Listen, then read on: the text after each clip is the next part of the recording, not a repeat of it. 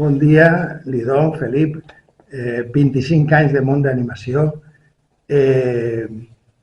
Quins són els camps de l'animació sociocultural i de l'educació no formal en els que està implantat món d'animació? Quina ha sigut la trajectòria d'aquests 25 anys? A veure, la trajectòria ha sigut lenta i en creixement progressiu. De tal forma que allò que va començar com una empresa on 2 persones s'autoocupaven, 25 anys després és una empresa que emplea a una mitjana de 100 persones mensualment durant els 12 mesos de l'any. I això sols s'ha aconseguit gràcies a una diversificació de serveis que se poden fer des del món d'animació, que s'ofereixen des del món d'animació. Nosaltres treballem principalment de cara a l'administració pública. Som proveïdors de serveis que l'administració pública externalitza a través d'empreses com la nostra. Ha sigut la forma més fàcil i viable de poder implementar programes d'animació sociocultural perquè de forma privada, en el mercat lliure, la gent, la societat, no contracta o no demanda explícitament serveis així. És més típic d'adequar-se a polítiques públiques, a polítiques socials, a polítiques culturals o a polítiques educatives. En aquest marc de demanda de les entitats públiques, empreses com les nostres, ofereixen serveis i aquests serveis, per tant, se van adaptant a la demanda territorial, de tal forma que els tècnics, els personals tècnics d'aquestes entitats són les que detecten les demandes que tenen dins dels seus territoris, expressen unes necessitats que algú té que poder cobrir i atendre a nivell professional, i és on apareixem nosaltres. Nosaltres no estem tant en la detecció, sinó en l'execució de serveis en base a necessitats que ja han sigut detectades per personal tècnic municipal. Partint d'ahir, per tant, els serveis que se fan són molt diversos i dins d'aquesta diversitat podem començar, per exemple, explicant en l'àmbit cultural. En l'àmbit cultural hi ha una banda molt important que és la de dinamització d'espais culturals, allò que anomenaríem educació cultural. Per exemple, tot allò que pugui ser una activitat educativa acompanyada, guiada en espais com una biblioteca, o en espais com un museu, o en espais com un espai patrimonial, d'educació patrimonial. En la biblioteca sempre va associada a projectes de foment lector o de dinamització de l'hàbit lector en tots els publicitats. En un museu pot anar des de la dinamització a partir de la mediació cultural d'obres artístiques o, per exemple, en la dinamització del propi espai com un espai social, de fer que el museu sigui un espai obert a la ciutadania i presentar projectes per a que la ciutadania s'apropi a l'espai museístic. I en espais patrimonials moltes vegades versen en fer l'acte de mediació i comunicació amb els públics. O sigui, com fer arribar l'enteniment, el coneixement d'allò que n'hi ha en aquests espais patrimonials a la ciutadania en general. Aquests actes de mediació, per exemple, són molt importants. Quina és la característica d'una empresa d'animació sociocultural en aquest àmbit? Que sempre té una mirada cara a la participació ciutadana, no acaba en la unidireccionalitat del procés, sinó que sempre posem l'accent en que hi haga bidireccionalitat o retroalimentació de tots els processos. I això és complicat moltes vegades fer-li-ho entendre als propis tècnics d'aquests espais culturals que no estan tan avesats a una retroalimentació, sinó a una unidireccionalitat. Jo proposo i el públic escolta. Aleshores, el quid un poc de la qüestió es troba en com fer d'això un espai participatiu, d'aprenentatge mutu, d'integració de les idees de la ciutadania en aquests espais. I que sigui algo continu, no sigui algo d'un dia exclusiu, sinó que tinguem una continuïtat en el temps. Sí, això és un aspecte clau, no? Que m'agradaria també que m'explicareu com treballeu el tema de la participació. Totalment. Ahir hi ha una pedra, ahí trobem una pedra. Si, per exemple, parlem d'espais culturals, que n'hi hauria més exemples d'activitats en espais culturals. Si parlem, per exemple, d'espais educatius, anem a pensar en espais socioeducatius on la ciutadania té accés. En públics, per exemple, juvenils, és molt habitual així en el nostre territori la dinamització d'espais juvenils, de centres juvenils, on el temps lliure, el gaudi del temps lliure i la proposta educativa que se genera dins dels espais s'han d'interrelacionar. I de nou s'han d'interrelacionar en el foment de la participació. Què passa? Que no sempre això és l'encàrrec. L'encàrrec moltes vegades ve en una línia molt d'una activitat recreativa. Jo vull una activitat recreativa des del concepte de la paraula en l'estat espanyol, que és diferent segons els territoris, no? Però des d'ací recreativa com una activitat lúdica de gaudi, de consum, moltes vegades. I de voltar-se a la donada. Clar, l'encàrrec moltes vegades que es fa és aquest tipus d'activitats. Ahí és on està moltes vegades el hàndicap de com convertir allò en una activitat real d'animació sociocultural quan l'encàrrec no ha sigut això. Tu tens aquest esperit d'obtindre alguna cosa més d'ahir, però és difícil. Això, per exemple, en públics juvenils. Però el mateix podríem parlar en gent gran. Els espais, els centres de majors, també reclamen progressivament més espais actius, que sí, els seus espais siguin uns espais actius i dinàmics.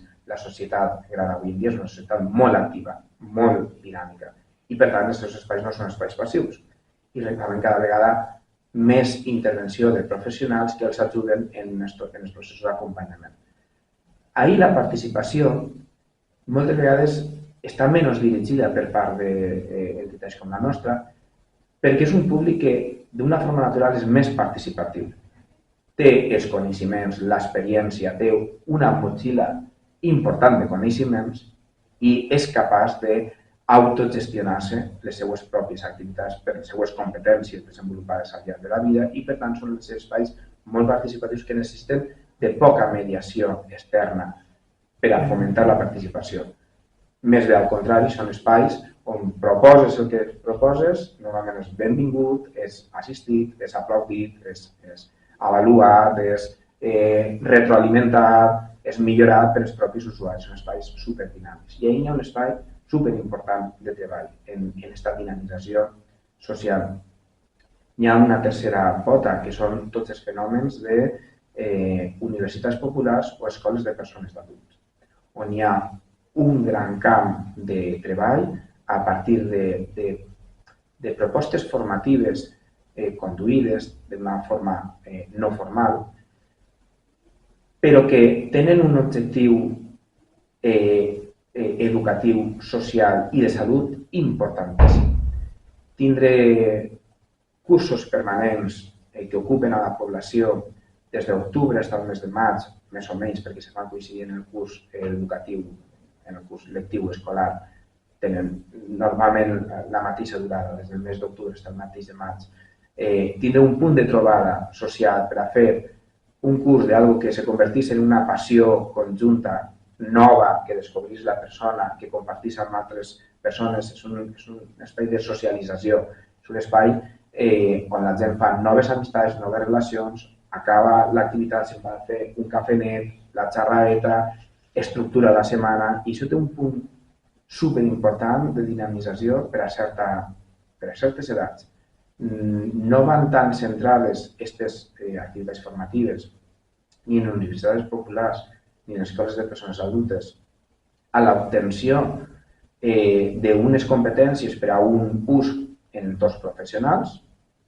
No és aquest l'objectiu, sinó un objectiu molt més l'aprendre per disfrutar d'estar aprenent alguna cosa nova. Aquesta educació 360 graus i el que suposa com a espai relacional. Aleshores, espais educatius eixos. Perquè si bé moltes vegades tendim a pensar en espais educatius aquells relacionats amb l'escola pública o l'escola privada, el període de l'educació formal, l'educació obligatòria, és cert que n'hi ha determinats serveis, Però aquests serveis moltes vegades estan adreçats a solucionar un problema d'atenció familiar per compaginar, per no poder ser conciliar l'espai laboral en l'espai, en l'horari escolar. Si els xiquetes entren a les 9 i jo entro a treballar a les 8, què faig de 8 a les 9? O si estic a casa a les 3 i el xiquet i la xiqueta què fan en l'horari del migdia. Aleshores, l'encàrrec moltes vegades de la ciutadania no és un encàrrec educatiu, és un encàrrec de que no els passi res i que estiguen els xiquets en un lloc... Salvaguarda i vigilància. Salvaguarda i vigilància fins que l'escola passa la seva funció. I això és un aspecte molt important. I cada volta, independentment d'aquests horaris interescolars, ens resulta més difícil oferir serveis educatius complementaris a l'escola perquè d'una forma quasi que orgànica o legal, que a vegades es fa més difícil entrar dins de l'escola per agents externs per a formular cap tipus de proposta interna dins de l'escola, ja sigui a l'escola, ja sigui a l'institut. Pots tindre fenòmens com que en el municipi A està totalment prohibit entrar a l'escola qualsevol persona que siga de fora i en el municipi B no hi ha cap problema perquè ahí s'entra habitualment. Però ja trobes aquestes disparitats i aquestes situacions que fa un temps no trobaves. Abans era bastant fàcil que els agents educatius externs puguen entrar al centre educatiu a complementar la tasca i avui en dia hi ha barreres. Des del món d'animació heu treballat, me costa prou el tema de l'oci educatiu. Com enteneu l'oci educatiu des del punt de vista teòric, però també com heu vist la pràctica, l'evolució pràctica de l'oci educatiu? En 25 anys hem vist canvis socials importants que afecten directament a l'espai de l'oci educatiu. Hem d'entendre que en 25 anys, des del 2020 fins al 2025, hem constatat allò que ja era una cosa que venia d'abans, que era un decreixement d'entitats i espais on l'oci educatiu era l'ADN de l'entitat a través de moviments de voluntariat, a través de vinculacions ideològiques diverses. Aquest espai ha anat decreixent en els anys. Les entitats han anat desapareixent i si no desapareixent, reduint-se a la mínima expressió, que és quasi el mateix que desaparèixer. No tenim capacitat per saber exactament tots els motius per què això està passant, però és evident que n'hi ha uns relleus generacionals que no han volgut posar-se a implicar-se en aquests espais de participació. La majoria de les entitats han patit d'escàs relleu generacional. Per tant, podríem parlar que segurament hi ha un canvi generacional de pensament, de prioritats, de com enfoque les prioritats en la meva vida. I això és una cosa que és molt palpable avui en dia en el públic adolescent.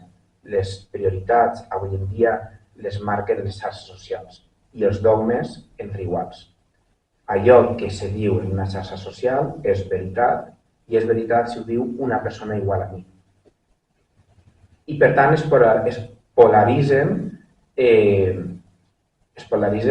els interessos dels mateixos joves i la participació ciutadana, la implicació i estar en el carrer no apareix dins d'aquestes prioritats. No apareix dins d'aquestes prioritats perquè les xarxes socials no és un trending tòpic, per entendre-nos. No és una cosa que marca tendència, que marca estil.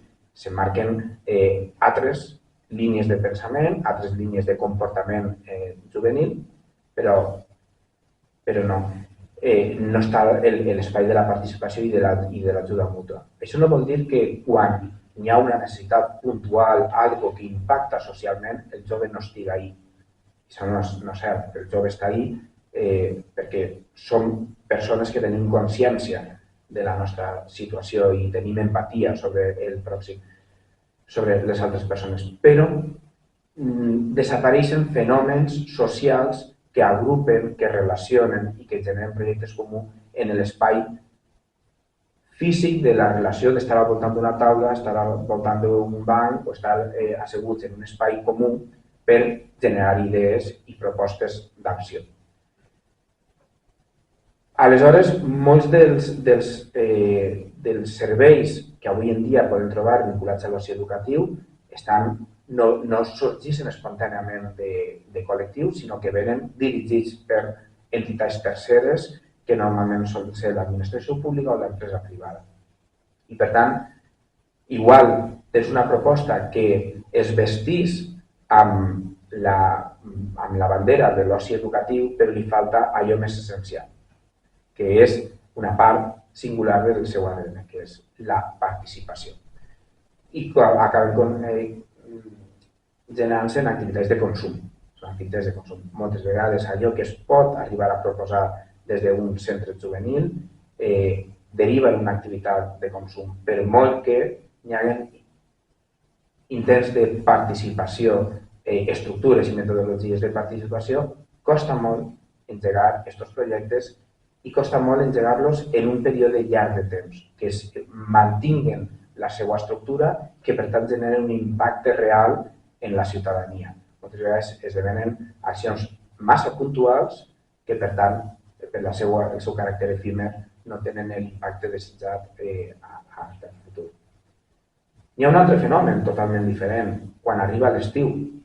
Quan arriba l'estiu era aquest espai meravellós on molta gent abans feia acampaments o se n'anava de colònies per a rebre, per a vivenciar algo diferent a la seva vida, un espai educatiu fonamental, socialització brutal. Avui en dia ha canviat molt. Avui en dia són molt menors el número de campaments i el número d'usuaris que hi ha en la societat. Potser n'hi ha molta oferta, però realment aquesta oferta no acaba mai d'omplir-se perquè té un caràcter massa temporal que no atén a la necessitat que té la família. La família continua tenint una necessitat de conciliació laboral i, per tant, hi ha el fenomen de totes les escoletes d'estiu, les escoletes d'esplai. Quan nosaltres vam començar, tu en un poble podies fer una activitat d'escoleta d'estiu que durarà 2 setmanes. I ocupava 2 setmanes de l'estiu i tot el món ho rebia bé. De les 2 setmanes va passar a 4 setmanes. De 4 setmanes va passar a 6 setmanes. De 6 setmanes va passar a un horari ampliat. Clar, si obres a les 9, què passa a les 8 quan jo començo a treballar? I ampliar-se horaris des de les 8 fins a les 3, perquè clar, en algun lloc tenen que dinar els xiquets. I avui en dia la realitat és que el dia que s'acaba l'escola, la família té una necessitat. On deixa el xiquet el primer dia que no n'hi haurà escola? I l'escola d'estiu comença el primer dia que no n'hi ha escola i acaba el darrer dia d'estiu que no n'hi ha escola. Amb un horari molt ampli, des de les 7:30 o 8 del matí fins una hora de la vesprada, que poden ser les 3 o les 3:30 de les 5. I això és la realitat. I cada any a família se diu, i el fin de setmana què faig? Bé, i com veu el futur d'aquest tipus d'activitats d'animació sociocultural? Ara mateix jo particularment no el veig molt esperançador. Pense que hem anat cap a una deriva. L'assumpció per part de les administracions públiques dels serveis d'animació sociocultural, dels serveis d'oci educatiu, sols ha portat una precarització d'aquestes activitats. Precarització des del punt de vista econòmic i precarització des del punt de vista qualitatiu a nivell educatiu. No és l'encàrrec, que l'encàrrec no és que n'hi haga serveis de qualitat i, per tant, com això no és l'encàrrec i no n'hi ha recursos perquè això siga així, no són de qualitat. Per tant, l'impacte cap a la ciutadania és molt dolent. És un impacte inclús moltes vegades negatiu perquè assumeixen com a que aquestes són les formes de rebre una experiència d'animació sociocultural o d'oci educatiu.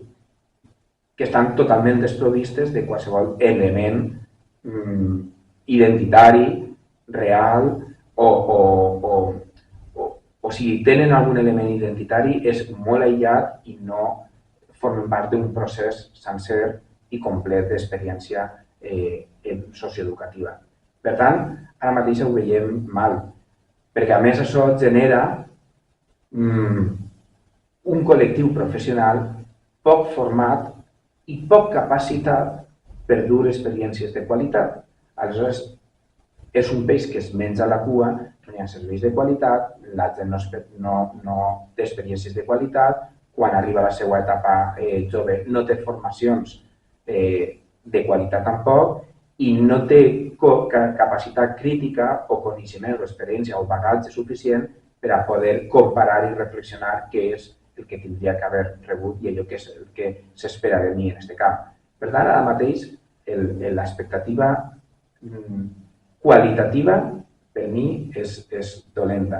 Això no vol dir que no vegem creixement de serveis, que baix el paraigües de l'oci educatiu, baix el paraigües de l'animació sociocultural, baix d'aquest paraigües estem fent activitats que tenen més en la recreació, en allò lúdic, en allò consumista o en allò de deixar passar el temps ocupats d'alguna manera, sense més reflexió